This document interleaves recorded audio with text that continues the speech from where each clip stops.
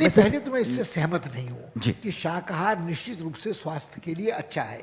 ये गांधी जी की जो पूरी दार्शनिक चिंतन है खाने को लेकर, वो उसको लेकर है। जहाँ तक वीगन का प्रश्न है, आपका सवाल बहुत अद्भुत है, क्योंकि बेचारा हिंदुस्तानी आदमी वो रूखी सूखी खाए के ठंडा पानी पीता था, देख पराई चूपड़ी मतलब जल लचाए जी कहता था कि उसके पास तो घी खाने को था ही नहीं। चिकनाई थी, हमारी जो चिकनाई थी वो तो वनस्पति की चिकनाई थी। मूंगफली का तेल था, सरसों का तेल था, तिल्ली का तेल था, पाम का तेल था, नारियल का तेल था। तो हम तो खाने की स्थिति में ही नहीं थे डेयरी की। जो आदमी गाय पालता भी था वो घी बेचता था, और शहद तो दुर्लभ था। अब गांधी जी थे जो वीगन थे, मगर शहद की 2 चम्मच जरूर डिजर्ट स्पून की खाते थे और उसमें नींबू निचोड़ लेते थे।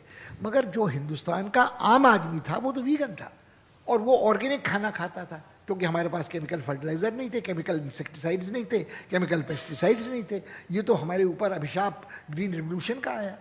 मगर ग्रीन रिवोल्यूशन के पहले हम घनघोर वीगन और घनघोर ऑर्गेनिक थे। तो हमारे लिए ये फैशन नहीं था, हमारी तो मजबूरी थी। हम तो रूखी सूखी खाते थे, पराई चूपड़ी देख के जी लल जाते नहीं थे। बहुत दिलचस्प मोड़ पे आप इस चर्चा को लेकर के आए हैं। अब मैं देश के 2 बड़े सवालों को आमने सामने रखता हूं।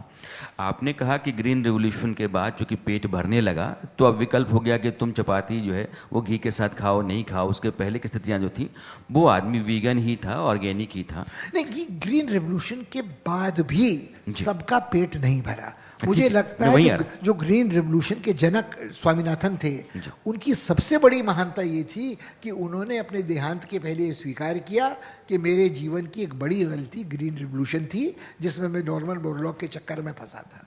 और उन्होंने कहा कि इसके जो घातक परिणाम इस देश के लिए हुए, वो कैंसर ट्रेल पंजाब की हो, वो भूमि का मतलब बंजर होना हो, वो मेरे ख्याल में उस आदमी की महानता थी। पेट सबका उसके बाद भी नहीं भरा था। ग्रीन रिवोल्यूशन में सिर्फ कैपिटलाइजेशन ऑफ एग्रीकल्चर हुआ था, और मेरे ख्याल में खाने की प्रवृत्तियां लोगों की बदली थी, और इल्यूजन ऑफ प्लेंटी हुआ था।